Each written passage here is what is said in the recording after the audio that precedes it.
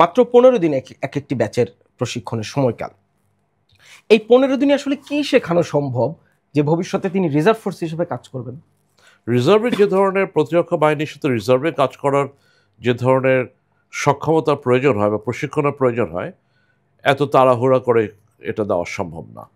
আপনি যে বিজ্ঞাপনের কথাটা উল্লেখ করেছেন সেটা আমিও দেখেছি।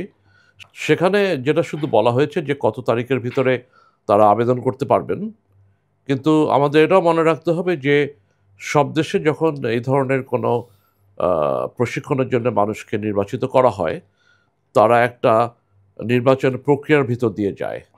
অর্থাৎ আমাদের কথায় যদি বলি, এটা স্বরাষ্ট্র মন্ত্রণালয়ের এক ধরনের সিকিউরিটি ভেটিংয়ের প্রয়োজন হবে, যে তারা সঠিক ব্যক্তিকে পাচ্ছেন কিনা।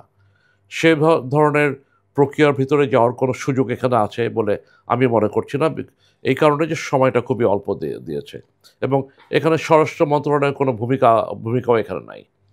কাজে সব প্রক্রিয়ার ভিতরে আমি এক ধরনের অস্বচ্ছতা দেখতে পাই এবং সব প্রক্রিয়ার ভিতরে এক ধরনের অসম্পূর্ণতা দেখতে পাই।